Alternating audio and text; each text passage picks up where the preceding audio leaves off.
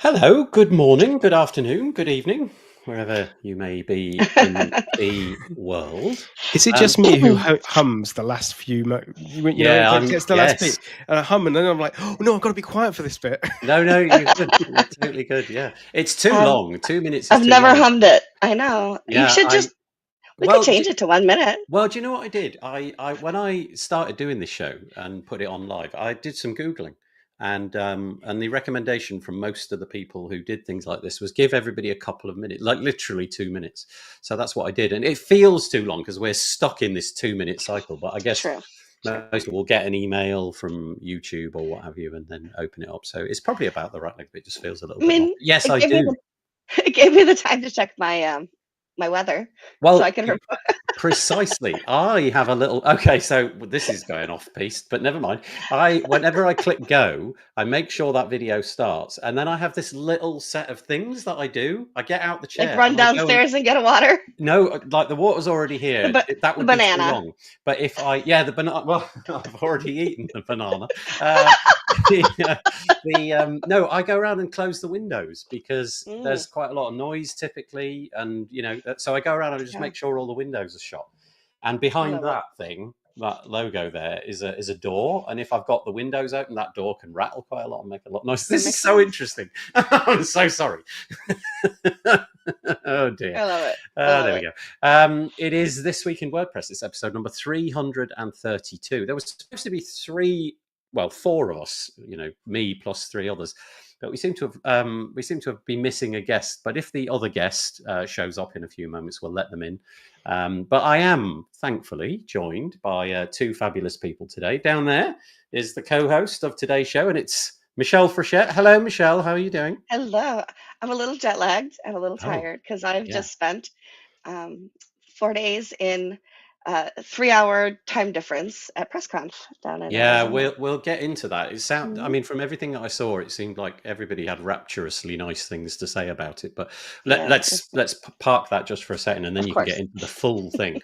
Anyway, here's Michelle's bio. Michelle is the executive director at Post Status, and in addition to that, she is the podcast barista at WP Coffee Talk, co-founder of Underrepresented in Tech, creator of WP Speakers and WP Career Pages. She's an author, frequent organizer, and speaker at WordPress events. Her home is Rochester, New York, and she likes to take nature photography. She doesn't. She likes to do nature photography.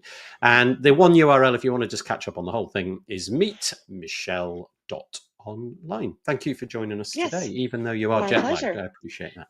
And Of course. also over there, Tim Nash. Hello, Tim. Hello. Nice to have you with us. As always, Tim supplies an intriguing biography. I try Now, not to read it.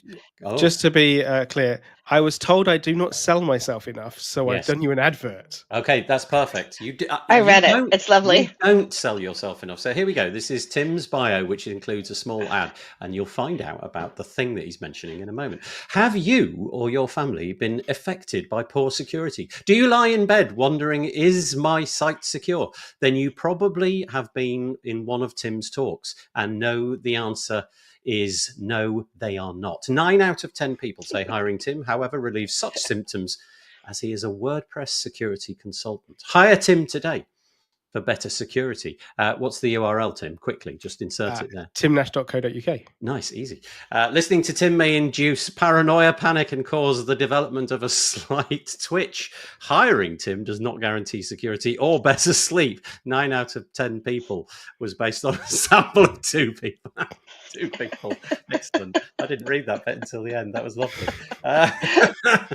Tim is going to be forced, whether he likes it or not, to promote something that he's been working on lately. So we'll definitely get into that. If you are joining us, a few bits of housekeeping. If you're joining us, we would love your comments. It's really appreciated when people drop in some comments. It kind of keeps the show ticking along nicely. The best way to do that, let me find my captions. The best way to do that is to go probably here. wpbuilds.com/live. If you go there, it's an embedded video from the platform that we're using, and embedded into that is a little live chat box. And if you want to use that, you don't have to be logged into anything. However, to the right if you're on a desktop. To the right of the window where the video is YouTube comments, and obviously you would need a Google account and a YouTube account and so on and so forth. So take your pick.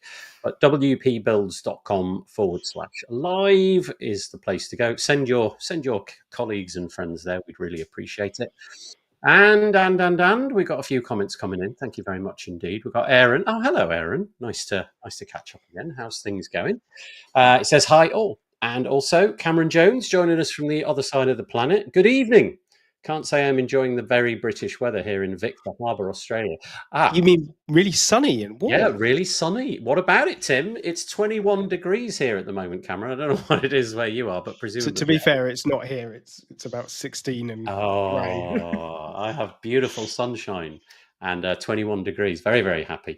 Good morning, says James. Hello, James. Nice to have you with us. Lawrence, I presume, is joining us from Australia as well. Hello. Oh, yeah, there we go. Next comment says, good evening, he says. 15 degrees Celsius here in Melbourne. It is 21 degrees Celsius here. I don't know what that is in that other unit that only America uses. It's 11 here. Oh, 11. Oh, hang on. 11 Celsius. Fahrenheit or Celsius? No. 52 Fahrenheit, 11 Celsius.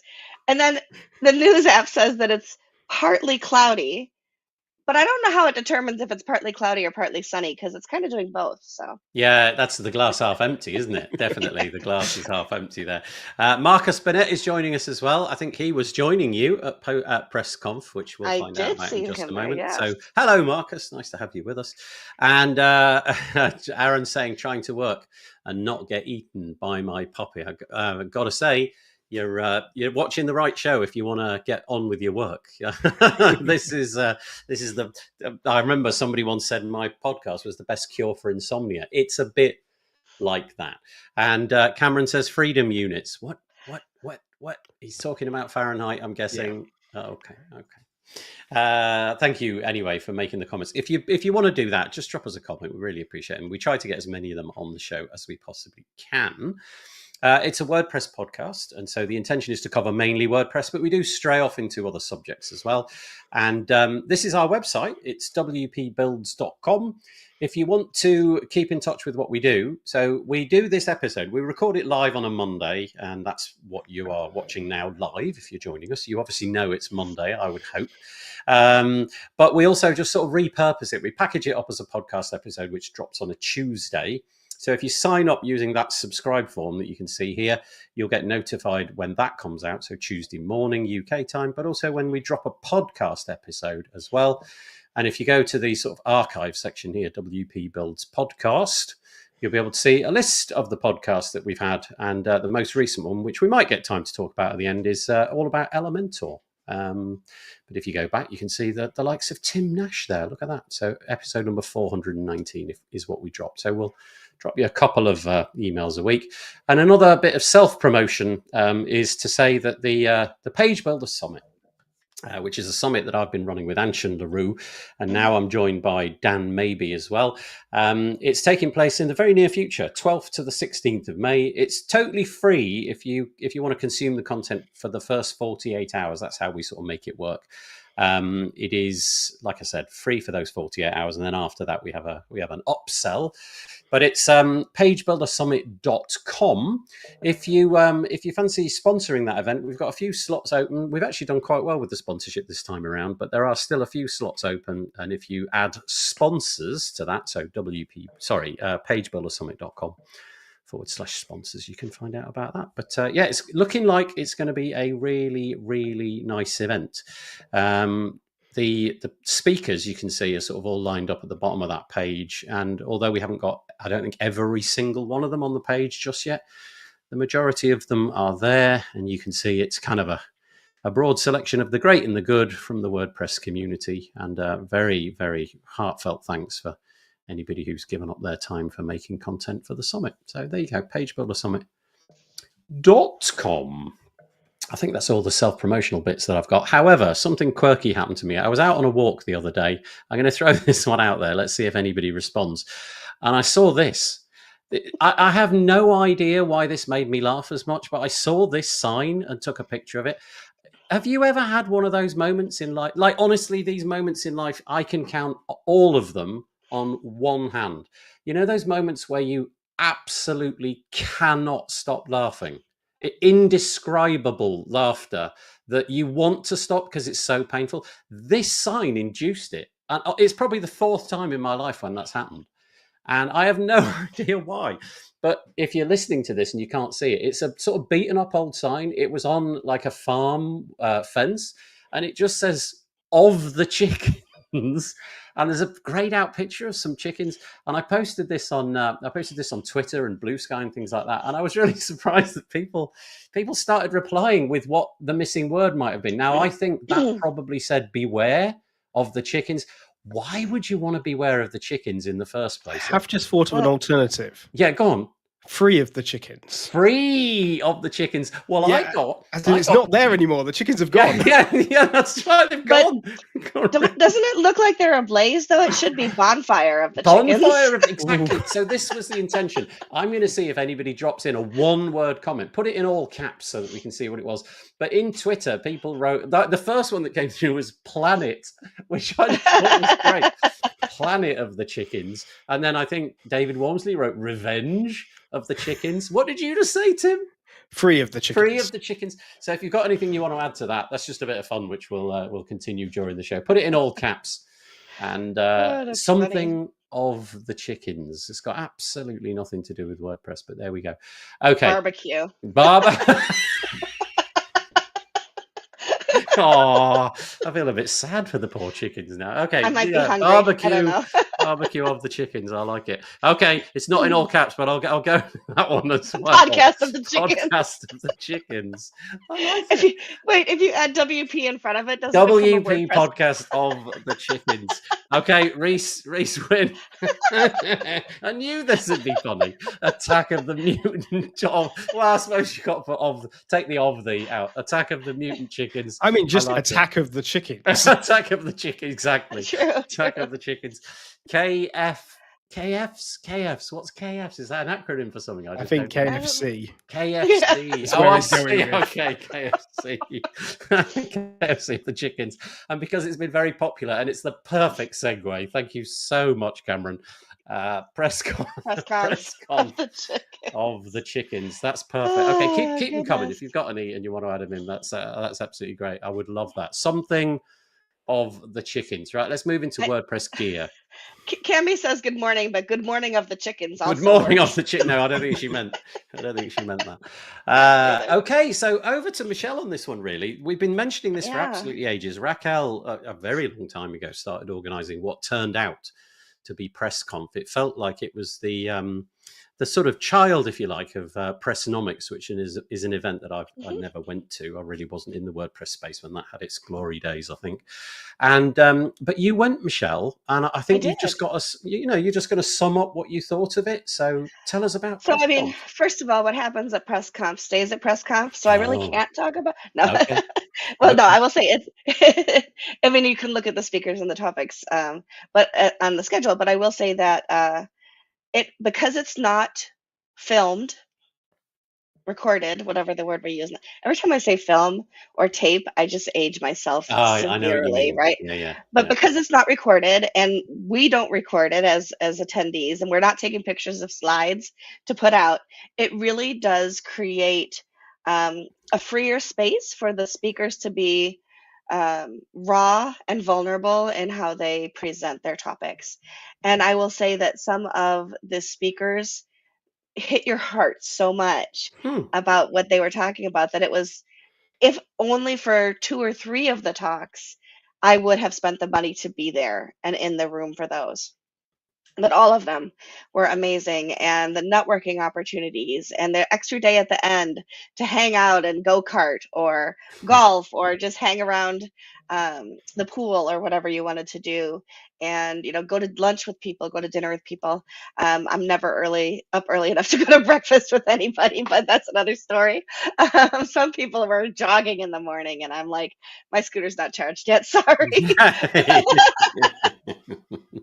So, but it was really worth it. Yeah, the stuff that obviously my only interaction really with it was on the social media kind of things, and what I was quite surprised by was in the build up. there was a very large amount of social media posting about, I'm going, and then the inevitable, here I am at the airport kind of post and all that.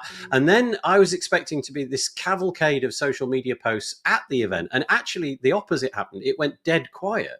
And I'm presuming that's because there was some sort of mutual agreement that, No. no, it was just No, not really. We weren't really supposed to tweet about what people are saying in their sessions per se, but usually you'd still see a lot of selfies and things like that. It's that it created such an intimate environment that you didn't even think to pull out your phone to take those photos too often, right? Like we were having such great conversations that it wasn't like, oh, and by the way, say cheese kind of thing, So how do you? I usually take a ton of pictures, and I hardly took anything. What is it what's the metric? So when you say having great conversations, what is it? What's the sort of slightly different secret sauce, if you know what I mean, that separates it? Obviously, you've described that the numbers. You didn't say this, but I know the numbers were much smaller. So I think it was somewhere in the region of like 140, something like that. 140, 150, something like that. Yeah. Everything happened in the same place, so there was one track. Mm-hmm. No meals were provided outside, so you had to organize that. So that kind of also created this mechanism for getting together with people and things. Yeah. So what if you could try to put your finger on it, the one thing that was it, what would it be? I think so there's a couple of things that really led to that. It had a higher price tag. And it was in kind of a distant location for a lot of people, right? So I think what that did is, and I hate to say it made it a more elite event in that the people who were there spending more money to be there tended to be some of the bigger names or more insider WordPress people, as opposed to I don't think I saw a single person who was like, hey, I just learned WordPress and I want to know more, like you would get at a WordCamp, for example.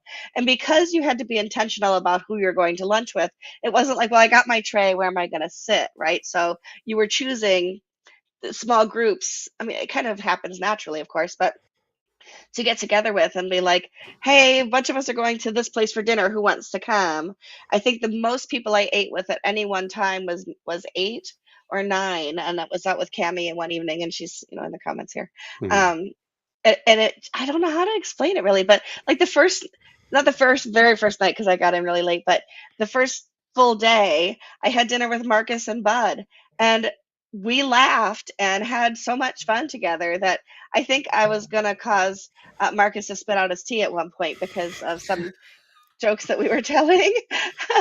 And Bud, of course, Bud and I like to bounce off one another, and I call him curmudgeon, he calls me insufferable, and yet he picked up the tab for my meal at the end. So so it was that kind of event. It's hard to really explain it. Yeah, but I think these things are hard to encapsulate. Okay, let me phrase it another way, which might give you a way in. If you could transport one or two of the features that you witnessed there and bring them into a WordCamp, what can you think of anything which might translate well into a WordCamp? That might be that a WordCamp needs to be modified, or it might be just something brand new that you never saw before.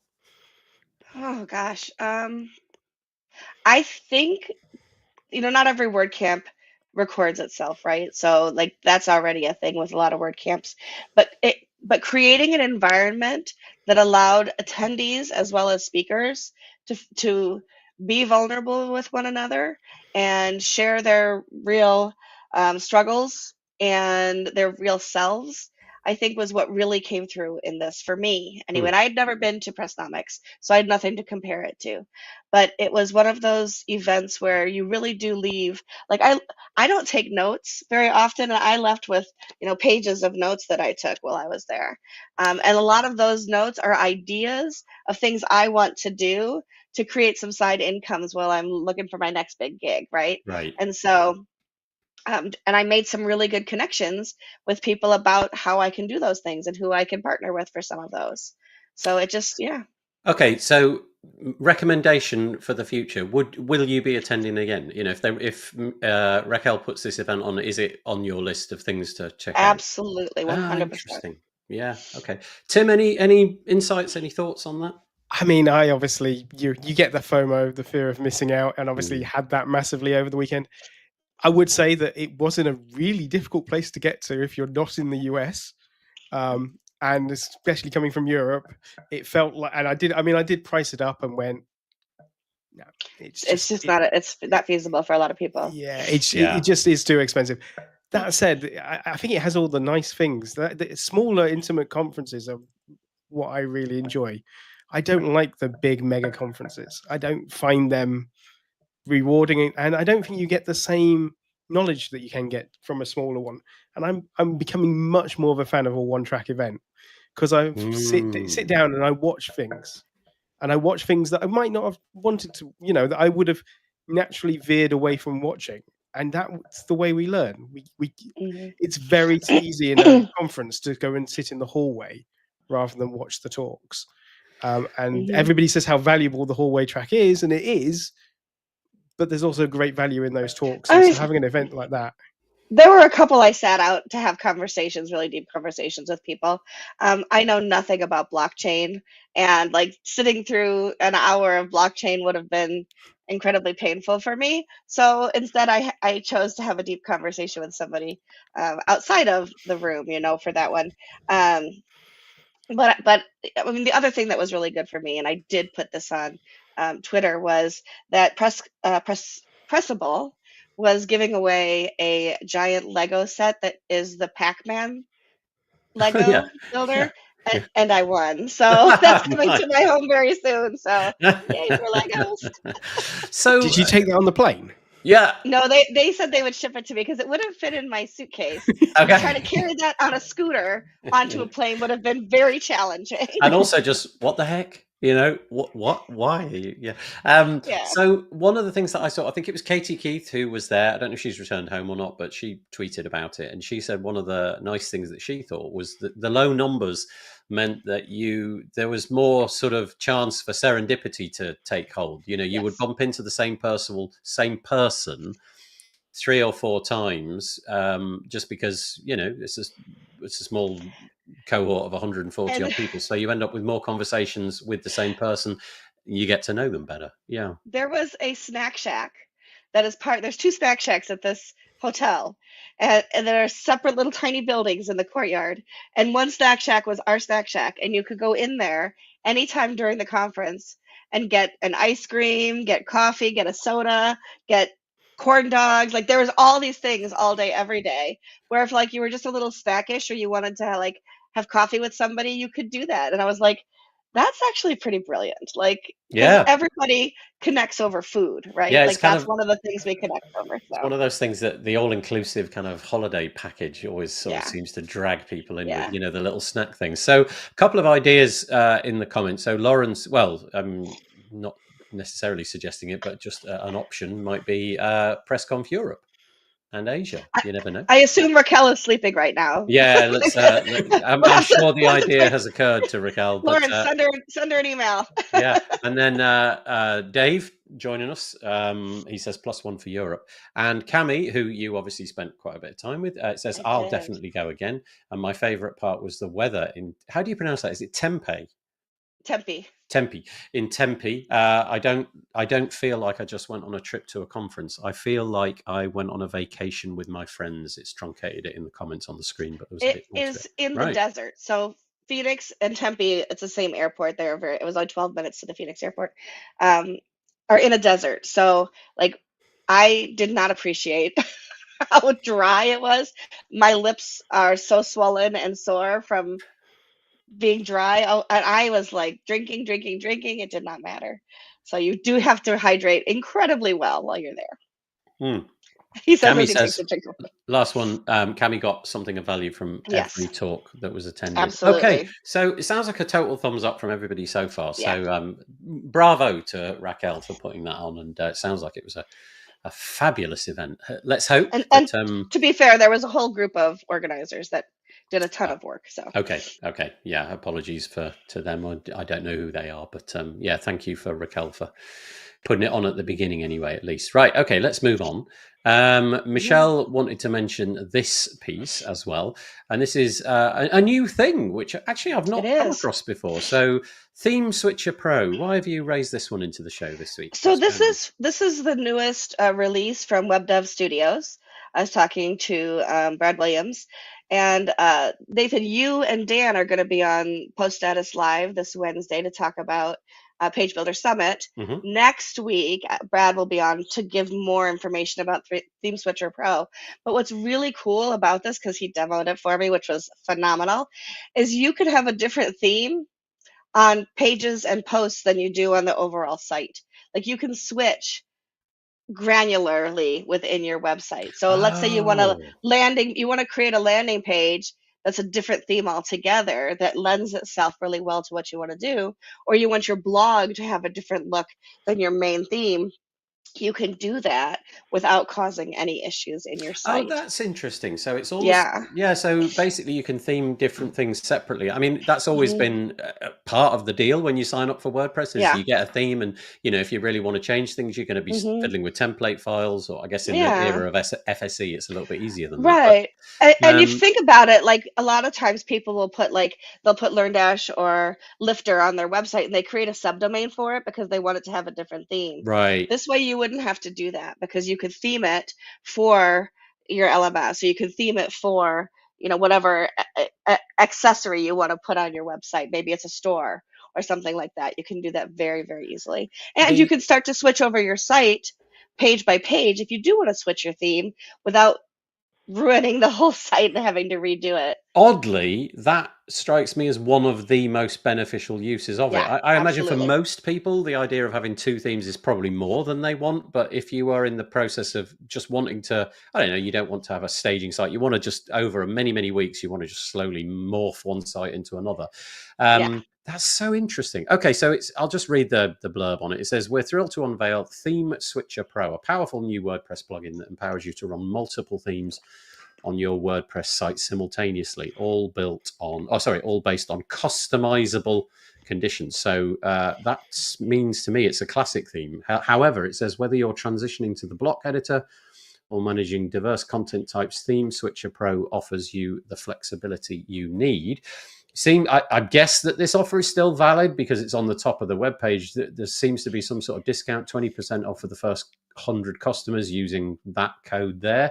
Let's see how much it is, because that's always of interest. There is no light version. This is so elite and such an amazing product that they didn't even want to deal with putting it through a light version into the repo. It really is worth a $299 a year for your site or your agency at $600. That is fairly powerful pricing. Let's just put it that way. $299 for one website and then up to 5 websites. So that's per annum. Dollars, I should say, and $599, so $600 if you want up to 5 websites. Interesting pricing. Okay, so you can find that at themeswitcher.com. Themeswitcher.com. Interesting. Any thoughts, Tim?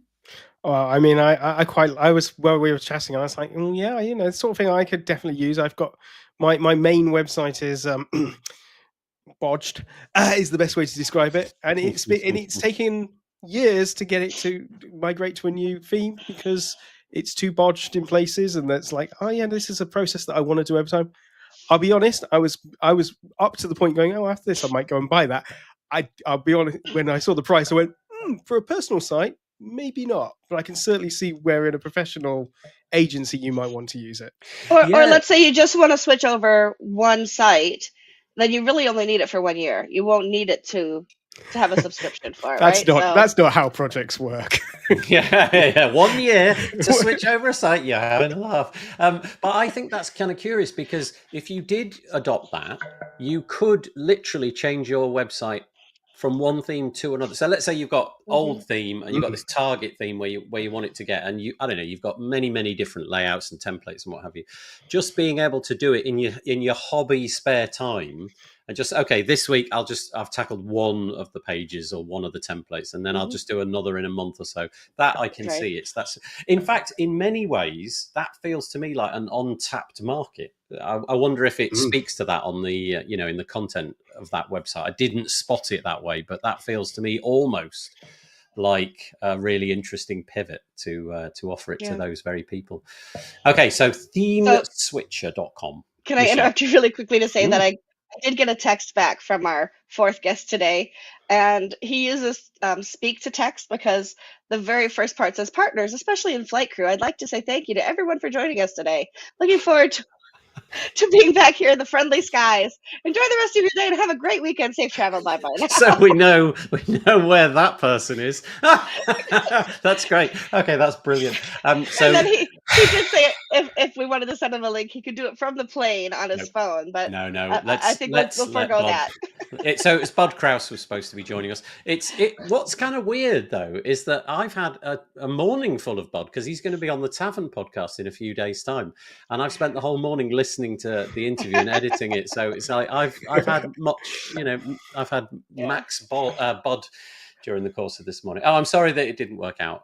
Maybe the flights got delayed or something like that. Right, we're back to the chickens, by the way. I'm just going to put this out there for people who joined us slightly later. This is what we're running during the course of this episode. I saw this sign, something of the chickens. If you fancy putting something into the comments, you can put your own thing. Doom Speaker. This is for you, Tim. Yeah. Doom Speaker. Look at the latest one. The chicken. I like that. That's airport. That's actually really good. I like that. Airport announcement of the chickens. Now, just to check, is Cameron implying that of Bud or that the yeah. Oh, I see. Where is Bud in this statement? Yeah. I don't know, but man, if Cameron was 30 years older, I'd marry that man. Oh, okay. So this doesn't contain the words chickens, but I've got to say it's profoundly good. What? Dave has written in just what the clock. That's great. So back to the plugin in question. Where's it gone? There we go. Theme Switcher Pro. At that price point, Lawrence is saying we'll soon see alternatives price lower. That's interesting. So first mover. Yeah. First mover is the idea there. And then WordPress plugins from A to Z. Oh, thank you. Hello. Nice to have you with us. Have not seen this in years, but there was a plugin years ago for something like this. Glad to see it might be perfected. Oh, that's okay. Who's behind that? Plugins A to Z. Oh my goodness. Do you know when you forget a name and you feel really bad about it? Oh my Okay, A to Z, tell us. Yeah, I know this person. I respect this person. I go back a long way listening to this person's podcast.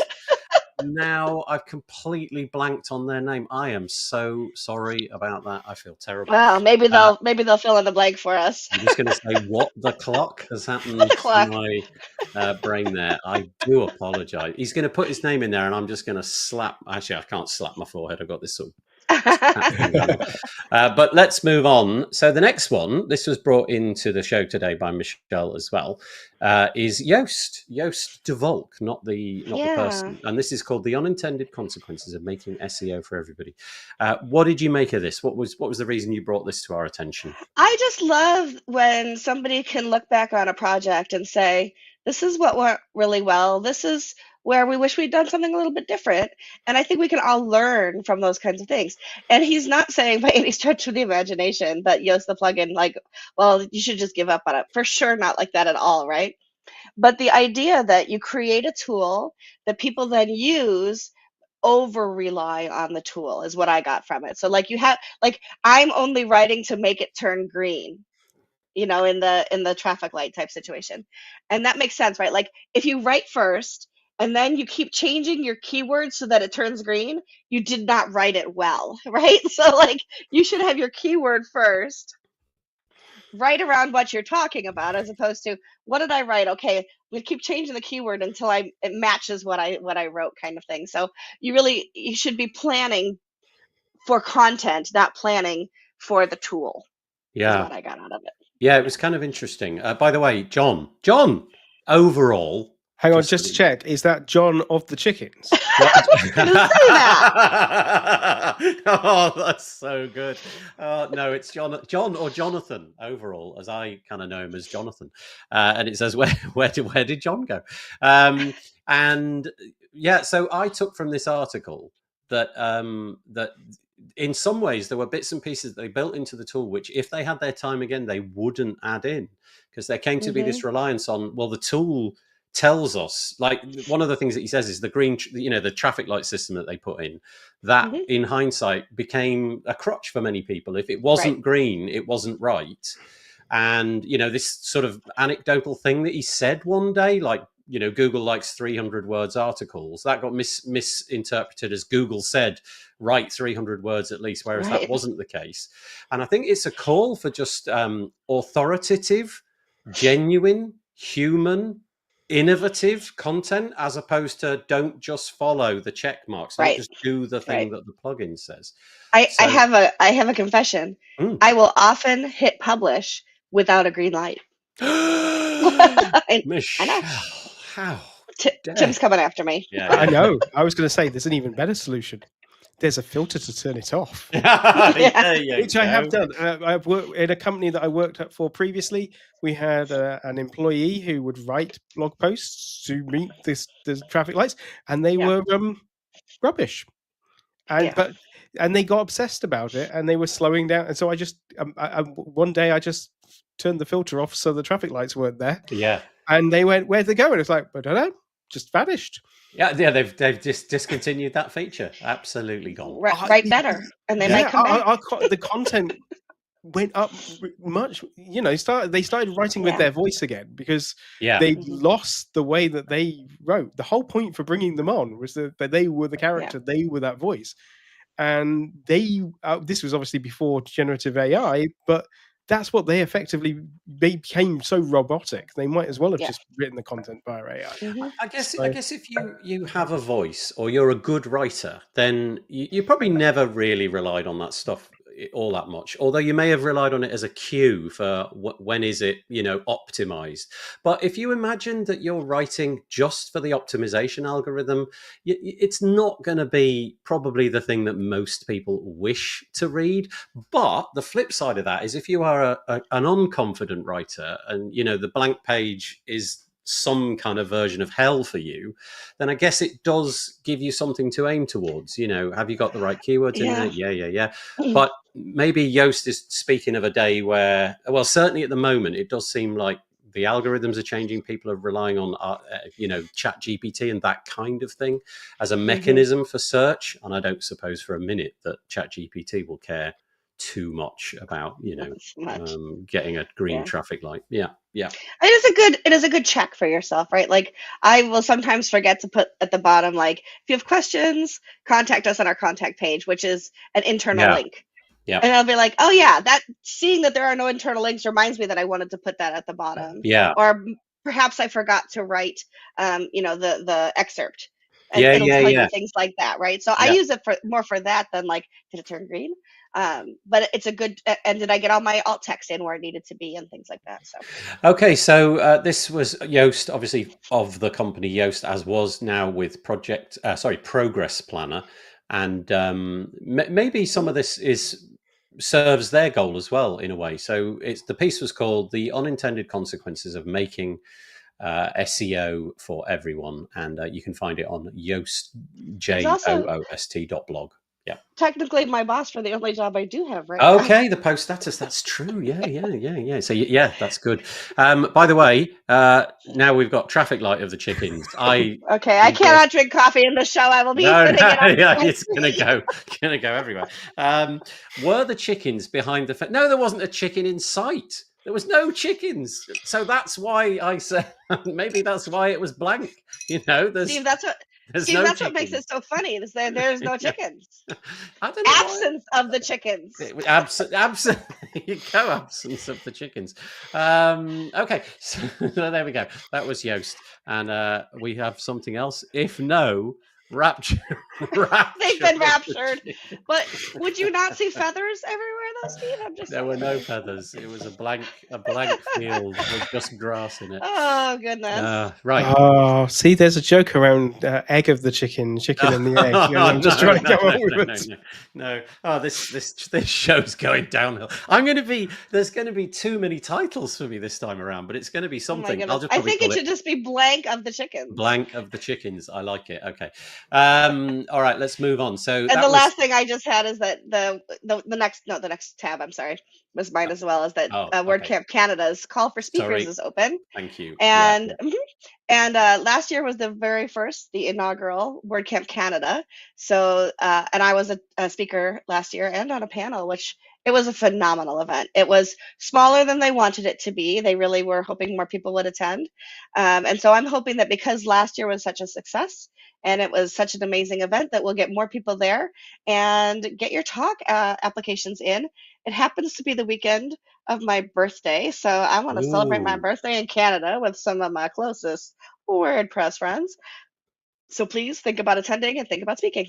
October the 16th to the 17th is going to be the date, and this It piece does. It does overlap WordPress Accessibility Day, and I'm also on that. So you have to listen You'll in be the car or different something. I places don't all know. at once. Yeah, that'll be interesting.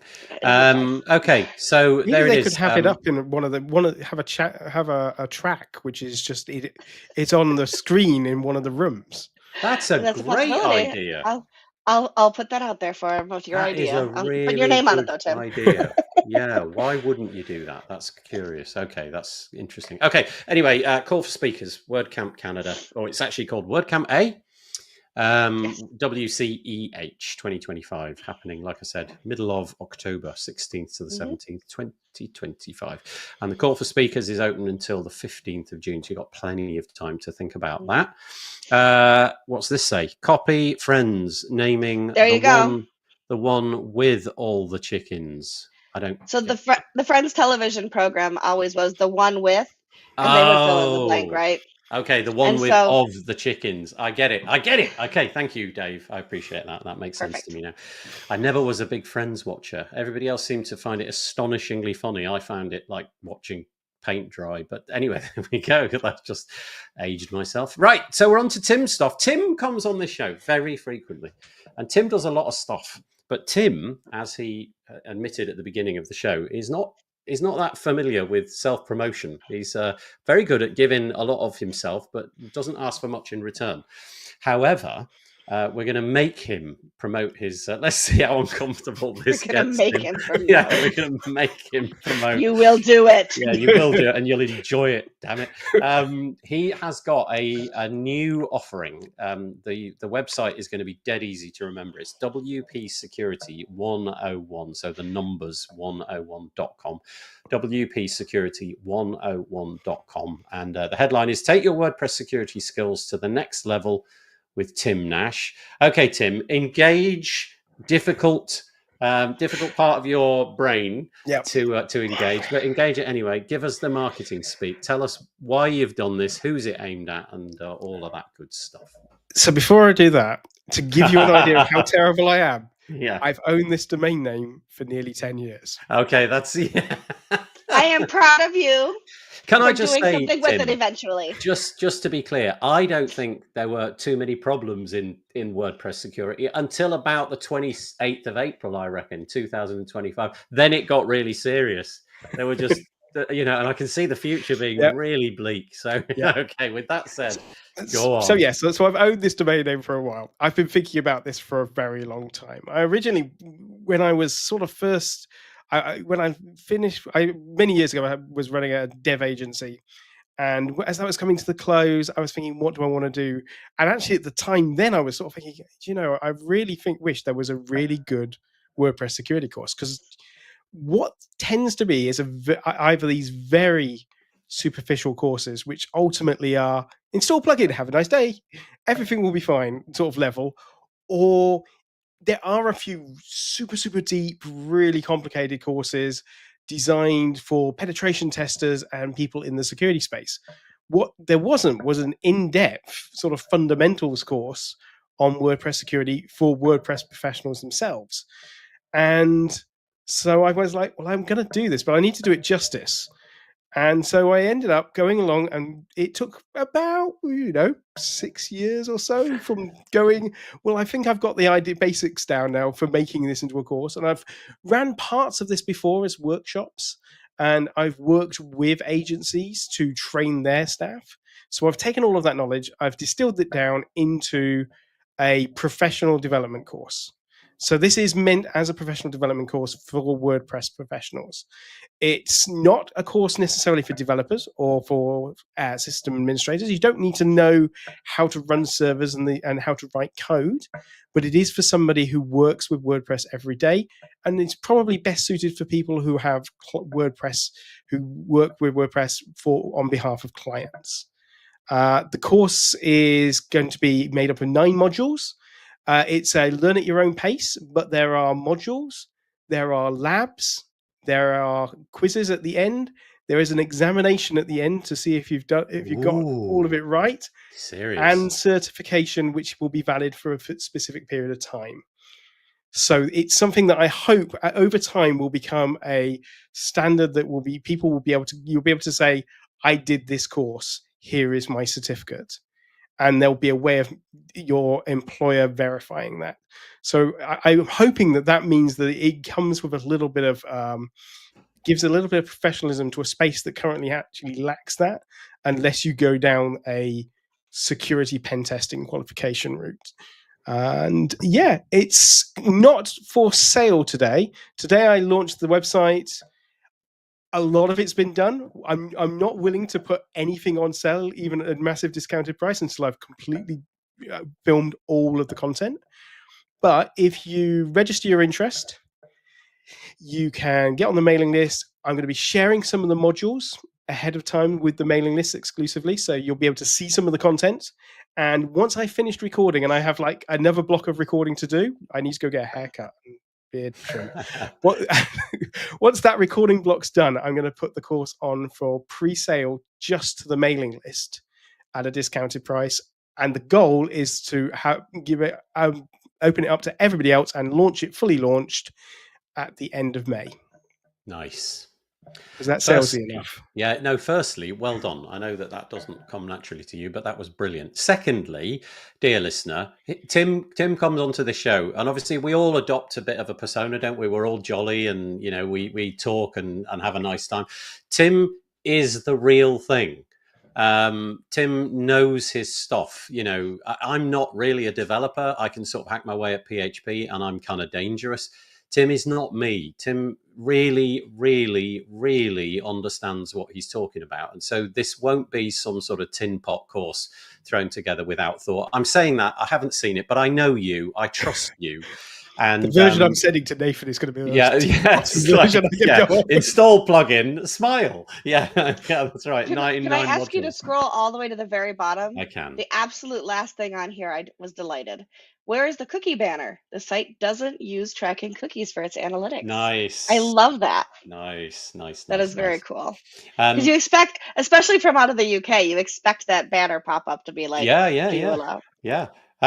So let's just run through the 9 modules. So just to give you some sort of oversight, I suppose, of what's going on. The first module is Introduction to WordPress Security. There's a bullet point list. I won't go through it all, but then a discussion of user management. That's module 2. Module 3 is update management, all crucial things.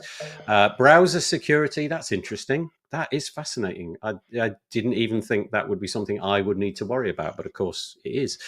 Configuration management is module 5. Then we move to module 6, hosting and backups. Module 7, monitoring. Module 8, the real hole in my knowledge would be this one, compliance. And then module 9, he's called that one, putting it all together. So the intention is to have this launched by the end of May. But if you were listening carefully there, you'll have noticed that there's a register form on the page. And if you put your name into that email list there, then you're going to get a special offer when the course first drops, available only to the people on that list. So once more, WP Security 101, learn from one of the best, from Tim Nash, all about WordPress security. And good luck with that, Tim. How far are you through the recording of it? Because that is a painful process, I know only too well. Yeah, we're over the 2/3 mark now. Oh, great. And Okay. everything, Oh, most of it is bravo. now scripted out. So. Yeah, that is well done. Okay, so it's definitely coming around. Self-promotion of the chickens. That's so good. That's so good. Cami says she's excited to sign up. That's brilliant. Oh, that's lovely. Certification is a good idea. Showcase on their LinkedIn and resumes. Just out of interest, obviously in the UK. So I'm directing this question at Tim, but it's in reply to what Patricia just said.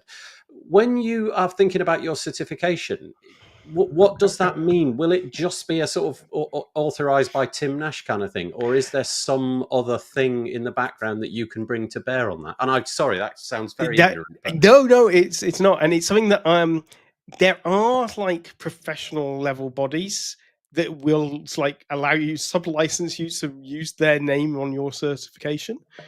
But researching it really was like, oh wait, I just have to pay you, and then then you'll say my certificate's valid. That doesn't make my certificate valid. That means I've just paid you. Yeah. Surely that's not how this works. And the more I dug in, the more I realized, oh, this is exactly how it works. So there are those sort of bodies, and you can even people like City and Guilds. You can, which is like a name you probably haven't heard of for a long time. But it was. So there are those sort of bodies. Initially, on the first version, it is going to be, hey, slightly relying on my own name and saying this has been, you've been on the course by Tim. This is there, and what I'd love to do is be able to ultimately partner with another body as well, so we can combine that certification. But that's down the road. That's not something that's going to be offered initially, and it's finding the right partner. Because as I say, the ones that I've come across pretty much just want me to give them a large quantity of money so that their name is on the certificate, which doesn't seem to bring any more value to, and it certainly wouldn't bring value. If I had to raise the price of the course up by $1,000 to pay for somebody's name that nobody's going to care about, that's not going to work in anyone's interest. No, it's not in anybody's best interest. Okay, thanks for answering that. So Patricia has a different thing. She says, all the best for the launch, Tim. I know the feeling to have the idea take years before you actually do it. Yeah. Lawrence is, it's either done of the chickens or it means that he's filled out your email list. Yeah. I imagine it's that. So Cami, I think I said already, is excited to sign up. And a very technical question. What LMS did you use? Maybe that's decided. I was going to say this is the fun bit. I knew that if I did the LMS and built the site out first, what would happen is the course would never get launched. Yeah. So when the course content's in place, then I'm going to work on the LMS side of things. Too right, because you end up worrying about all the padding and margins and obsessing for days about how the LMS will fit around your content. Yeah. So at the moment there isn't one. Yeah. Have you? You don't have to say which, but have you selected one? I have it narrowed down to 2. One of which is a WordPress platform plugin. Well, free, because there's also the option of custom coding something, which is the one I'm tending to lean to. I am looking at. There is an LMS plugin that I'm looking at. I've discounted most of them for various personal reasons. And then I've also been looking at a SaaS product, because ultimately, do I want to deliver the course and manage the course, or do I want to manage the WordPress side? And it's finding that balancing point. I think because of the nature of the course, it would be really odd if I went down the SaaS product route. So I'm probably going to lean into doing something. It would say, WordPress. Do your work elsewise, because maybe it's not secure. As the security expert did not do WordPress. I mean, but then again, I always try to use the tool that's best for the job, and sometimes WordPress isn't the best tool at that time. It doesn't mean it can't be made the best tool, and doesn't mean that you couldn't make it the right tool. But if you need something quickly, building something out in WordPress isn't always the answer. Excommunicated from the WordPress community. Goodbye. Yeah. Okay, bye. This is why I'm not allowed to sell anything, Michelle. I've often said, just because you have a hammer, every problem is not a nail, and WordPress applies to that as well. Yeah, that's true. Just a quick question, Tim. Do you intend to do sort of community around this? In other words, are you because part of the part of the thing that I think is quite interesting about these kind of things is kind of collaborative learning. And I don't know if that's something you want to be involved in. Having a community is hard, but also rewarding. It is. So what I've done a little bit of feedback, and the feedback was overwhelmingly we don't want a community for security, because everybody wants to learn about security. Well, I hope everybody does, but it's a very difficult space for you to open up your problems. Yeah. Okay. Publicly. Yeah. Well, and so that community is going to be a very weird community. It's not going to be a community that shares. Yeah. It's going to be a community that wants to broadcast maybe its successes, but are very, very unlikely to broadcast their failures. And a community is only really useful when you get a mix of both. Yeah, that's a good point. I like it. That's a good answer to that question. So Lawrence is saying it could be a one course with one lesson. Do not use WP.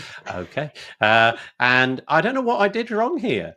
It says wait. Cameron says wait. Can we get Nathan to say that word again? That was funny. I say resumes. What is that? I think resume is the... Oh. How do you say it, Tim? Resume. Do you say resume as well? I say resume. I always have said. Everybody that I know says that as well. Not that I have a great deal of interactions with people where we all gather around. Well, I've got news for you, Nathan. Yeah. That is a very small pocket of the population. Yeah. The way you do. Okay, there's the title then. Resume of the chickens. Okay. What you actually say is CV. Yeah, that's the easiest way of doing it. Yeah, thank you.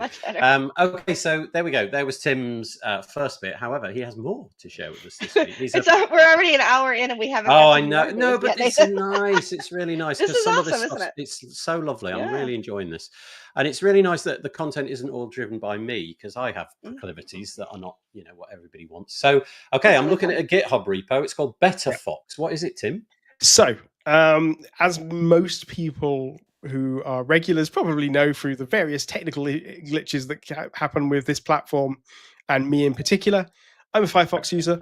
I think it's really important that we have an open source browser that is a good competitor to Chrome. Whether or not you use a Chromium-based browser day to day, it's really, really important that we still have this open source browser available. And so this is BetterFox. It's a set of configuration files to make Firefox better from a security perspective, a privacy perspective, but also from performance. Lots of tweaks and edits and things you can do. And it's one of these awesome list type repos where there's just lots of little things you can pull out of. So if you're a Firefox user, you haven't seen this, check out BetterFox. You can pinch bits that you like for your browser, because that's one of the really nice things about Firefox is that you can really, really customize it. Can I just ask you, is this basically changing things in like the config file of the browser? So it's not extending Firefox, it's setting settings which might be available, flags and things like that might be available but hidden from the UI and things? The config file itself in Firefox can be modified with JavaScript. So you'll notice these are all JS files. Yep. So you can then do all sorts of if you can have configs change based on certain things happening, and you can get JavaScript to change it and variables and bits in it. So it is ultimately just changing config flags, but you can do that on a per tab basis or however you want it. Okay, great. So BetterFox. I'm going to put the link in the show notes, but it's kind of no, it's not that difficult. You can Google it if you Google. Yeah, you Google it. Okay, that's probably the best way to do it. BetterFox. And also, interestingly, just before we hit the record button, I said I downloaded and installed on my Mac a Firefox derivative which looked like Arc. Do you remember the browser that everybody raved about for a while? And actually, there's a file in here called Zen. And I imagine that's something to do with it, because that browser is called Zen. I'd forgotten that. And it's basically the Arc skin with Firefox under the belly. And I loved the Arc skin. It's kind of like, multiple windows at the same time, or 3 or 4 windows. You can tile the windows as you see fit. There wasn't much beyond that was of interest, but that was particularly useful. Okay, BetterFox was one of the ones. And then back to Tim's stomping ground. We've got a security piece. It's patch stack. Fake security vulnerability phishing campaign targets WooCommerce users. Of course it does. Why? But tell us what's going on. Well, I picked up this article for two reasons. The first was there's a fake security vulnerability phishing campaign targeting WooCommerce users doing the rounds. Yeah. Actually, when I went to start to do a little bit of digging for this, because I was going to contact my own clients, I actually realized that it's a relatively small. I know they describe it as widespread, big scale, but in widespread, big scale spam and this sort of phishing campaign, it's not that big. But what it is interesting is to see when people pick up that these phishing campaigns have been happening and they're developing. And I think I read the article and it was a bit of a mean comment, but I read the article and at the end of it, I turned around to a friend and said, do you think they got caught in this scam? Because this is the sort of thing that you see because that's how these would make the news in the first place. But I think it's really important that we do these articles and we do tell people when these are happening, because it is so easy to fall for it. Phishing emails are getting better. So much better. Historically, you could spot a phishing email because of the spelling mistakes, the weird grammar issues, the fact that it looked wrong. But now, bad actors have access to, ChatGPT. Yeah. They can just say, make convincing email phishing attack. And ChatGPT goes, sure, I'll make you a convincing phishing attack. Here you go. They don't even need to have to guess what might pull on your heartstrings, because they can just get the AI to do it for them. So this is a really good example where you end up on a page that looks like a Woo page and it's telling you to download a patch.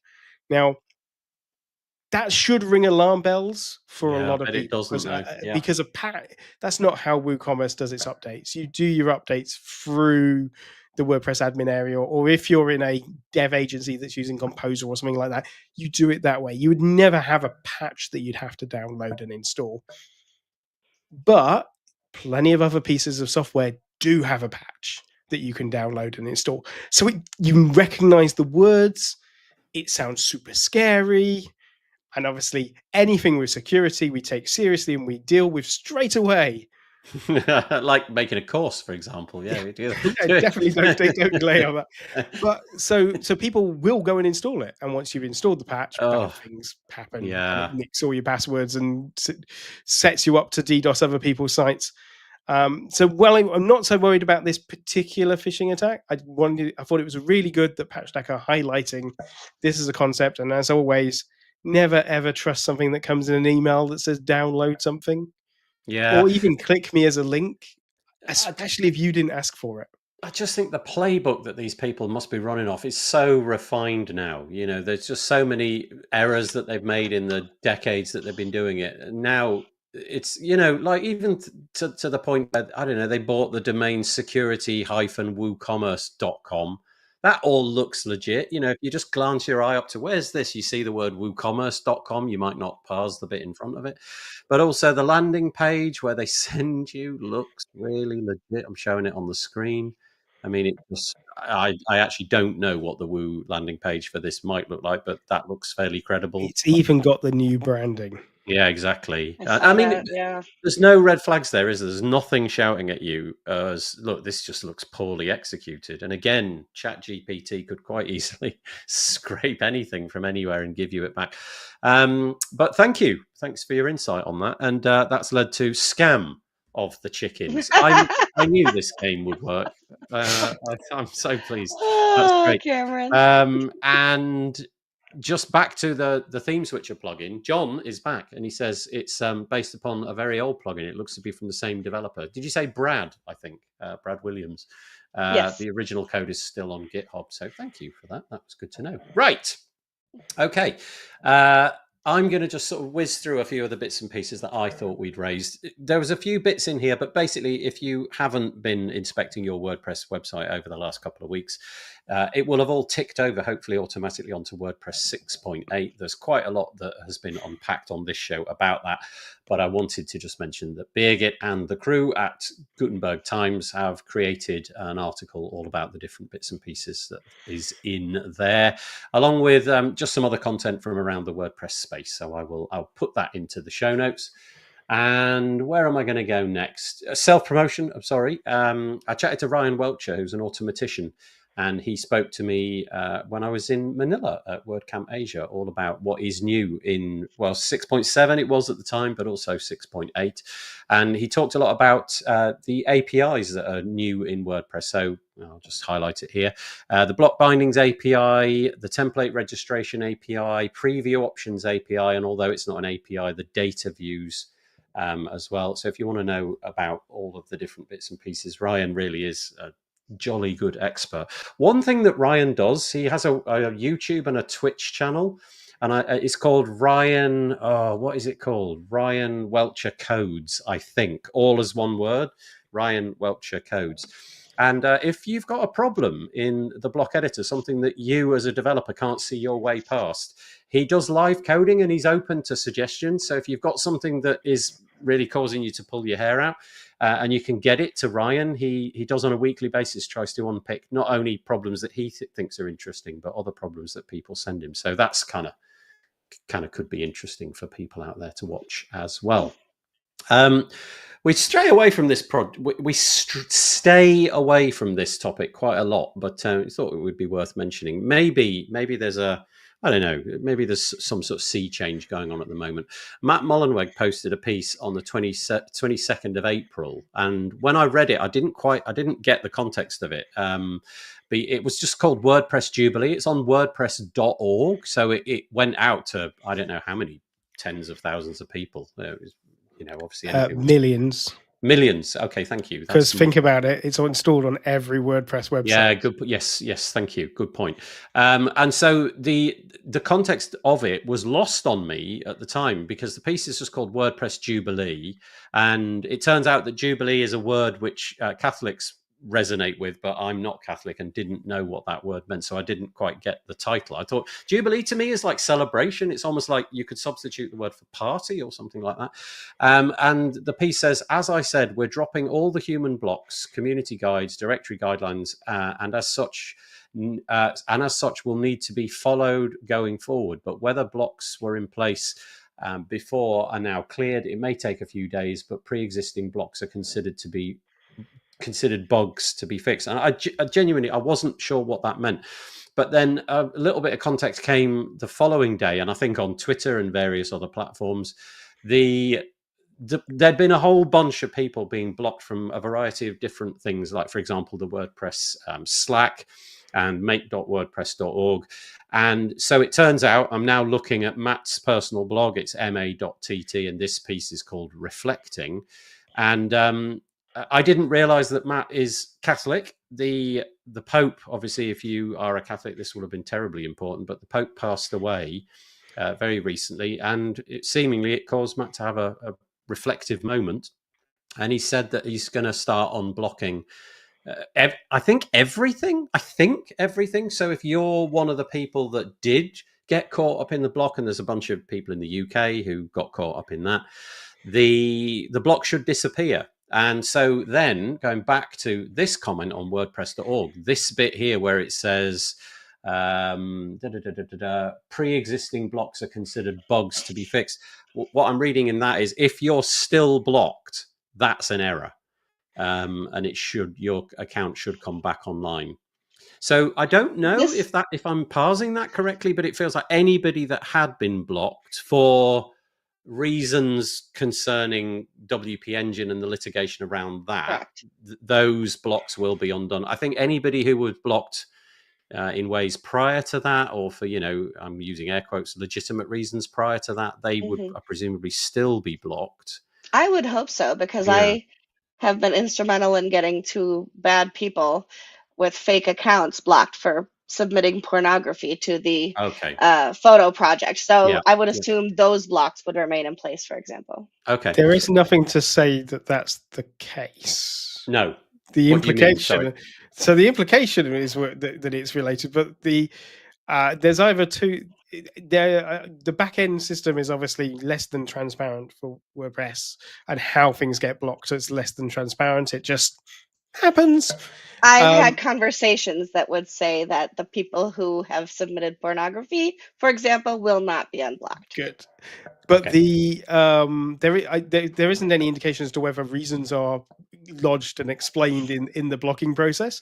So there could if that's the case, then the only route really would be to go through them and either Oh, I manually see. go, oh yeah, do you remember, Matt? Do you remember if you unblocked this guy?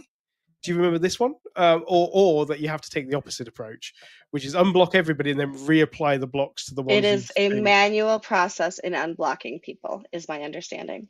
Because thinking about that, there is an opportunity for that to go quite badly wrong, isn't there? So if the unblocking were en masse and it was more or less of a, okay, tick the box, unblock all, for want of a better word, then there may be some people That who, kind of amnesty is perhaps not warranted. yeah, but also, can you imagine if like people still in the community who might then, I don't know, suffer because somebody's been reintroduced who was legitimately kicked out, Right. and yeah, okay, so They're being very gosh, thoughtful in how they're approaching it. I will say okay, that. all right, thank you. Anyway, so that marks an interesting shift in the relations with the community over the last few weeks, and let's just see how this goes. There was a call from people, I think, for this to happen. Whether or not bridges have been burned, I don't know. We will let's wait and see. But there we go. So WordPress Jubilee and reflecting over on the Matt Mullenweg blog. Right. What is useful for us to do in the time that remains? Because we don't have a great deal. All right, let's About pick 15 this one. minutes left. Yeah, we've got 15 minutes, but there was a fair bit in there. I'm just going to raise this one first. Pascal Birchler, who is a Googler, but working exclusively, I think, 100% on the WordPress project. He has created, or at least he's got a demo of how to create a carousel block using just WordPress and CSS. Now, I know that carousels have maybe gone out of favor and what have you, and I think probably that's to do with, whether or not they're accessible, whether or not they bring in a massive JavaScript library. But Pascal is showing a way that you can do this now inside of WordPress, just basically using CSS. I'm really astonished by what CSS can now do. I am no expert and I don't really push the boundaries with anything like that. But when I watch people online doing things with just CSS, I'm kind of amazed that, the lack of dependencies and the lack of JavaScript libraries that you need to bring over nowadays. So this is that. This is Ryan building a CSS carousel inside of a WordPress block. And you can see, if you're listening to this, apologies, there's a bunch of CSS files and, all the associated bits and pieces that I can't describe, but well worth looking at. What's interesting to me is how many carousels we still see in places like news and television. So, for example, if you go to Hulu and you log into your Hulu account, it's going to scroll through and show you a bunch of new movies they want you to watch. Yeah, it's a Same for great, Netflix and things like that, it's right? a So it really has its great, place. yeah, it's got that is a really great interface for that, isn't it? Because you basically, on a TV, you've got what, up, down, left, right, really. That's all you've got on the controls. And just clicking right. You get into that doom scrolling sort of thing, though, don't you? Trying to find the next film for tonight's viewing and right. Till the carousel runs out. I like it. I personally, I'm quite drawn to it. And there are some really neat examples down here leveraging CSS, which are not the norm. So with a slider, I'm kind of usually anticipating things to go from left to right, but he's demonstrating that you could, I don't know, have buttons which are arranged in a stack, horizontally or vertically. But also there was a curious one, I don't know if I can find it, where's it gone? There was a really unusual one where it almost looked like you were in some sort of 3D, it's gone, or maybe it was part of this video, I don't know, where it looked like you were in some sort of 3D, I don't know, everything was there, that one. Where's it gone? Come on. Wait for it. No, I'm not going to find it. Maybe I'll find it. There, that. Look at that. Don't you think that's really cool? I mean, it's cool. Probably not accessible, but anyway, there you go. Well done, Pascal. Thank you for sharing the knowledge. Anything on that, Tim? Slider goes, wee. Yeah, it does. It does. You need sliders on your security, for those 9 modules, Tim. Yeah, phew, there's a slider there waiting for it. Okay.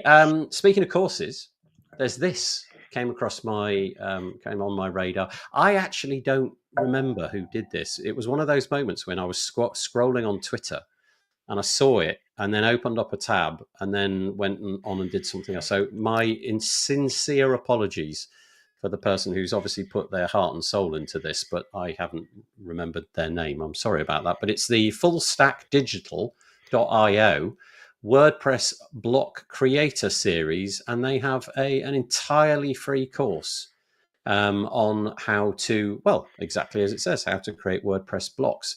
It's a work in progress. So if you sign up, then you're going to be into a drip campaign, which will let you know when new content is created. But at the moment, there are 10 different courses available, or 10 different modules or lessons or what have you. So if that's your thing, fullstackdigital.io /WordPress block creator course. Does anybody off the top of their head know who it is? I went to the About Me page with their name on it. I know. That was the other thing. I couldn't reverse engineer their name. I went to the About Us page, like here. I went to a variety of different places and I couldn't. Oh, let's try the contact page. I didn't try that. I bet it's a form. And even on there, it's no. Anton Plush. Okay. Where does it say that? How are you seeing that? On the Calendly. Okay. If you go to Calendly. Anyway, in that case, thank you, Anton. I don't know. I haven't tried it. I haven't looked into it, but it's worth mentioning on a show like this. Mm-hmm. Right. What else have we got? Oh, if you're an Elementor user, speaking of CSS, they've got a version 4 coming. Elementor is just this juggernaut. If you don't use it, you probably don't really pay close attention to it particularly. Obviously, those people that do are probably obsessing about what's coming, but it's massive. I think it's some crazy number, like 26% of all WordPress websites. I am just making up numbers, but it's along those kind of lines. So it's truly huge. And they've just launched their accessibility plugin. They've just launched their Biz theme. It's crazy. They're so busy. Yeah, they've got a plugin called Ally, which is endeavoring to spot on your WordPress websites things that can be improved. And it's not bound to Elementor. It's completely separate. So it's not like an add-on to Elementor. It's a direction that they're going in. So there is a paid level to that, or at least there will be in the future. And so that's a whole different wing of Elementor, if you know what I mean. But yeah, I was chatting to Gabriella Lasta all about Elementor V4, which is a fairly seismic change to their platform. The UI and the UX, Gabriella says, will be very familiar, but there'll be far less of those sort of settings where you do things like type in numbers and drag sliders for things like margin and padding. The idea in the future is that CSS, we were just talking about Pascal Birchler, that CSS will be one of the important new components in an Elementor website. And so you will set, like you might do with something like Tailwind or something like that, you will set a bunch of CSS classes at the beginning of the build process. So you'll say button like this, and then you'll say rounded corners like this. Blue is this. And then you'll stack rounded corners, blue button. And in that way, out will hopefully come a beautifully looking button. But the point is, they're trying to leverage what CSS is going to be doing in the near future, and also hopefully upskilling you in your CSS knowledge as well. That's one of the things. But if you are an Elementor user, I think this is one of those moments where you'll have to start looking at what they're going to offer. And, maybe if your clients are using it, let them know that this is all coming. Sorry, anybody want to mention Elementor or talk about that? No. Okay. In which case, where should we go next? What did we not do? Okay, this one. Bricks, another very, very popular. I don't think they've got the numbers of Elementor, but I know amongst a certain cohort of people, Bricks is the thing. They're moving over to Bricks 2.0. Again, another massive refresh, as far as I'm aware. I don't use it, so I can't really speak to it. However, as always, the founder of Bricks pretty much seems to do most of the things themselves. They do a lot of the development work, and I think a lot of the videos and things like that as well. It's pretty remarkable. They have a video here. It's 1.5 hours long, where they show all of the different bits and pieces. So there's a lot to take in, but I suppose in a way that also indicates there is a lot of new stuff in there. So Bricks 2.0 is out, and you can find out all the different bits and pieces from them. And what else have we got? We have also got this one. Make this maybe the last one with a few minutes to spare. This is WP Descriptor. I don't know whether I trust AI with these kind of things, but the idea here is that WP Descriptor, you'll download the plugin, activate it, and it will attempt to take out the, in inverted commas, I'm doing air quotes, the dull work of creating, alt tags and descriptions for your images. Reading through the blurb, it seems like you invoke an AI. The AI does its work, injects things into the meta fields for description and what have you, depending on what you've got set up for images, and it'll just work out of the can. Pricing is 1,000 credits is $20, 5,000 credits is $50. I don't know what a credit actually equates to, but maybe this is something that you've got to do on a daily basis and you want to get out of the grind. Like I said, I'm a little bit skeptical. No, not skeptical. That sounds a bit blunt, but do you know what I mean? I'm not entirely sure I want to hand over control of this to an AI, judging based upon the fact that it seems to go wrong about, 1/10 of the time. It just goes off the rails. Would you trust this, either of you? I think if you're doing bulk uploads via AI and you're not then editing and doing editorial control, then no, as you say, it's inevitably going to do something terrifyingly bad and put the worst case scenario in there where you're going to suddenly go, your picture of an apple will get described as some sort of scene of torture. Right. You're going to be there going, well, obviously that wasn't what I meant. But if you're presumably still reading over the description. Okay, there we go. Yeah. But if you're putting an image in a page for some reason, presumably you're doing it for a reason and you want to give something about that image over to the reader. So doesn't it make more sense to what your thoughts were with the image and the reasoning for it, rather than necessarily the wider? I know that an alt text should be about giving a description of the image, what's actually in the image, yeah. But it's all context. It's still context driven, and there's got to be some sort of, an image portrays feelings as much as it does physicality. So I can't help but feel that you'll be losing some of your own story if you let an AI do the description. Yeah, I kind of feel some of this busy work that we've got to do, we're slowly but surely just sort of saying, okay, none of those tasks need to be done by, if an AI can do it, and it should do it. And it does feel that, anyway, there is the product. If that is meaningful to you and you think you can make use of it, give it a whirl. They go to, they say here, what makes it different? And they say, unlike other tools, WP Descriptor doesn't just stop at SEO. It creates human-friendly, engaging descriptions that connect with your audience. Your images will no longer be background elements. They'll be powerful assets that contribute to your content success. You will caveat emptor. You will have to try it and see how you go. My relationship with AI is a trust but verify. Yeah. Situation, okay. Yeah. So bulk maybe is not the best way to go about these kind of things. But if you, if you're going to do the things one at a time, maybe that will work.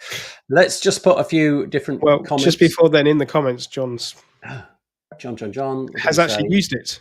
Perfect. There we go. Oh, great. Okay, so there we go. Oh, that's lovely. Right, so we've got a ringing endorsement from John. It's a fantastic plugin, and I've been using it since beta. Saves tons of time. That's awesome. So we don't really have time, John, but if you can, does it do a credible job? Of the images that you've dropped in there, does it actually give something back that you think that does align with what's actually in there? Would you perhaps trust it to be on autopilot even? Because that's the bit where I would worry. I would worry that it would go do all the busy work in the background, and then I would be left picking up the pieces when it just said something incendiary. 1 credit is 1 description. Okay, thank you. That's helpful. It also helps when going back through a site lacking in the info. Okay, so that Yeah, okay. I can imagine in a scenario where you've picked up a site and there are thousands of images that have got nothing, definitely better to have something than nothing. Again, the caveats that we mentioned earlier. You also get an opportunity to modify what the AI offers on. Okay, so that's great. So he says very credible. In support of the chickens, says David Walmsley. Thank you, I appreciate that. But not on autopilot, says Jonathan. Okay, that's it. We've kind of run out of time. Were there any comments that might be worth mentioning? Courses of the chickens. I think we didn't get that one in, so there's another. What's your favourite one? What should be the title of this show? Oh, goodness. It's going to be a chickens. Shall I go with blank of the chickens, like a couple of underscores or something? Shall I go with that? All right, I'm getting a nod. I did like Scam of the Chickens, and I do actually like In Support of the Chickens, which I think for a title works quite well. Okay, we'll go for that then. In Support. So Walmsley drops in right at the end and offers us that bombshell. Thank you very much. I really appreciate it. How can I make that one go away? There we go. That's perfect. Right. Lovely. So there we go. That's this episode. Thank you. Appreciate it. We'll be back next week for episode number 333 with a different range of guests. Hopefully Bod is safely on his plane journey now, and I will have fun emailing him later. Awkward wave of the chickens. Okay, here it comes. Here comes the awkward wave of the chicken. There we go. Whoa. There we go. That's perfect. Thank you very much indeed. It only remains for me to thank Tim Nash and Michelle Frechette. Go check out Tim's course, wpsecurity101.com. And thank you to you, all you lovely people who've taken out the time in your busy schedules to give us your fun things about chickens. Who knew that was even a thing? One last comment, the extra S in the plural of chickens. Okay, I'll try to get my grammar right. We will see you next week. Take it easy. Bye. Bye for now. Bye.